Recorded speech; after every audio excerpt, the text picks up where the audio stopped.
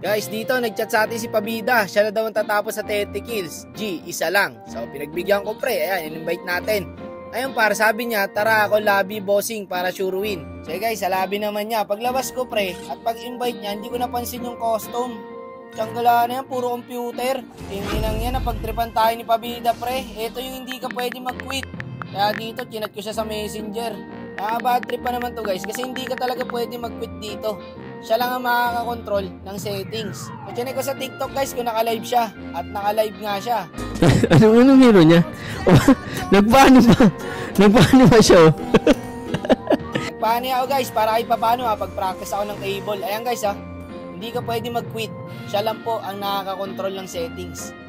Ayan, kahit anong gawin mo dyan guys, hindi ka makaka-quit dito. Kailangan tapusin po itong laro na to. Wala, sayang oras ko dito pre. Gala ka Pabida.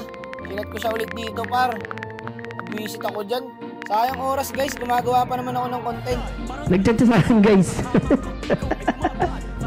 Tuwa ka pa, lintik ka. At eto pa isang nakakatarantado guys. Kasi pwede po niyang i-post yung laro. Ayan guys Yan ang nakakabuisit ngayon dyan. Antayin mo yan. Okay para miss. Nanganganib para miss. Pero ililigtas ko siya.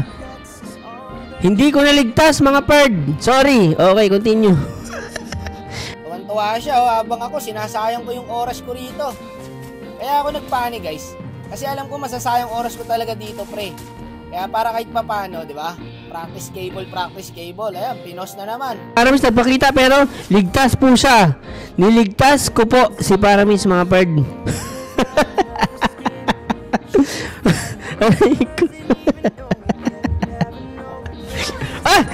Hindi pa rin po nakaligtas si Paramis mga kaibigan. Uy, boss, wala ka bang ginagawa? Boss, bakit boss? Tara boss, isparing tayo dito sa labas. Hindi boss. Nakakatamad to guys. Puro computer to Kahit kaampi mo rito computer, kalaban computer. Kaya dito minid ko na. Tatry natin tapusin agad guys. Hindi ko kasi pwedeng pabayaan lang to guys kasi first game ko to Kaabukas ko lang po ng ML.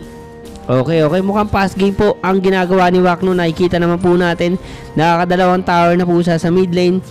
Going to third tower. Pinasok niya pero walang minion, sabay na pabalik na lang. Ayun mga kaibigan, mukhang mawawala siya ng minion kaya wala siyang choice para bumalik. At puntahan na lang yung blue nang nawalan. Okay, nice. Kailangan mo naman patahimik. Isa kang kupal. Kupalugs. Kupag. Magpa-practice na lang ako mag-cable. Yung iba guys, gagaling magpani Ang ganda tignan pag nag-straight cable. Ba't sa akin ang pangit? Dito guys, tinatamad na ako. Gusto ko na talaga matapos to pre. Kayang oras, kinangina mo ka, Pabida. So ang gagawin po natin, okay, pause muna natin yan guys. Ang ina. Tapos dito par, hindi ko pala kaya mag-isa yung Lord. Kaya namatay ako. Boss Wak, nilalabanan si Lord. Maling-mali na nakalabanin mo si Lord dahil dyan. Boss. Okay, ina mo. Tuwan-tuwa yung gago, guys. Low streak siguro to, kaya sa akin bumabawi. Eto na, may kasama na ako. Tatapusin ko na to. Tapusin na natin to, pre. Isipin nyo guys, inabot ako ng 11 minutes. Puro computer yung kalaro ko. Ay, salamat. Natapos din. Pinipilit na tapusin yung laban mga kaibigan. Benelek, okay, Boss Wak, pumasok. Patay ang gwapo.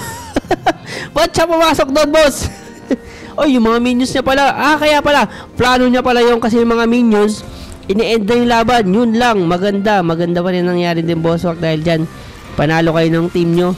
Congrats.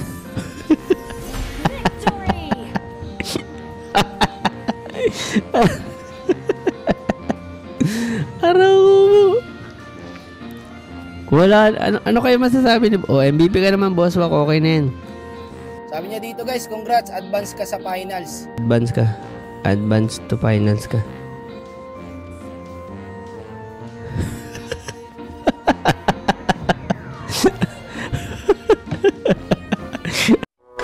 Wala kang awa. Advance daw ako sa finals. Ano pinagsasabi nito guys? Advance sa finals, puro computer yung kalaro ko.